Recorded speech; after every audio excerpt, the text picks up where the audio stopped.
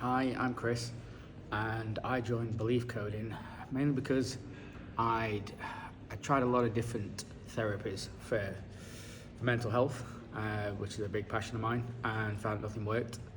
And yeah, found Belief Coding on a thread, delved into it, and really sort of received some of the messages that were coming through. So yeah, just wanted to find out a little bit more. And how did you feel about when you signed up? Were you nervous or excited?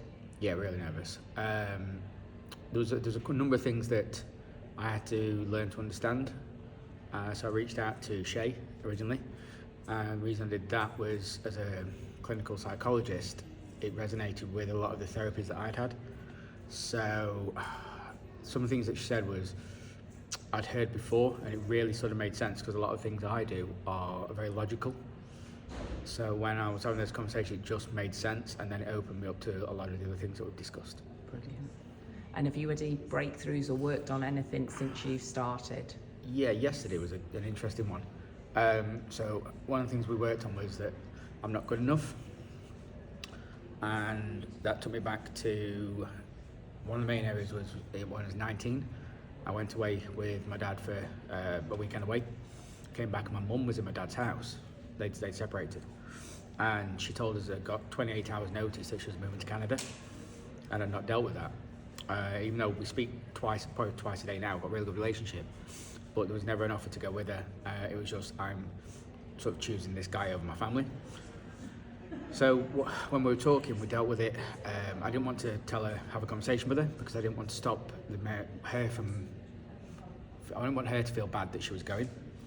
So the thing that I did was I wrote a letter, put it in her bag, and then she read it, and we also then allowed us to see the future part of where we're at now. The relationship is so strong, and the memory that we imprinted was that the letter we wrote is the reason why the relationship is so strong now. And it was beautiful. So then when we finished, I felt better for it. But it wasn't overly euphoric, so I didn't know what to expect. And so the thing I was working on was not being good enough, and that's manifested itself into jobs and not doing stuff. And then this morning, I was like, I got up, the alarm went off, got out of bed probably quicker than I've ever done, and I was here 2 hours early, got on with some work, and things have just felt easier since. That's amazing. And what about the in-person? What do you feel how did you feel about coming to the in-person?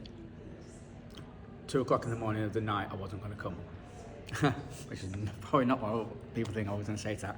And that was down to one of the things I found out, and it's what Shay said about allowing yourself to feel like it's okay to heal. Yeah. Which I'd never heard before. I've done antidepressants, therapy, CBT, doctors. I've been sectioned 3 times, don't mind saying it. But they always work on surface level stuff.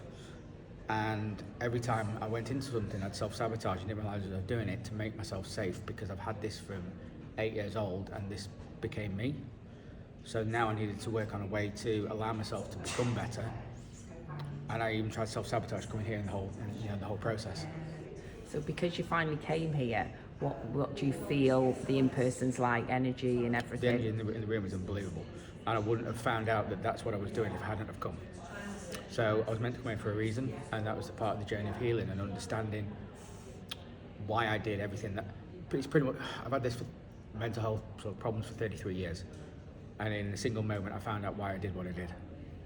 So anybody watching this, looking at you, what would you say to them if they're really struggling about coming? Understand that, acknowledge the reason why, and acknowledge the fact that you are struggling with coming, like I did.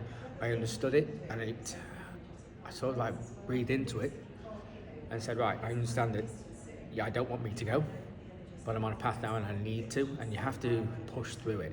And it's not easy, because it went against everything that I've ever done, which is put myself in a position where Chris doesn't do this, Chris stays safe, Chris does the continual things that he does all the time, but it's always got me to the same place I've always been.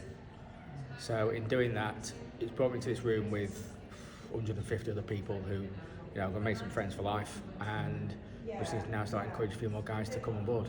Yes.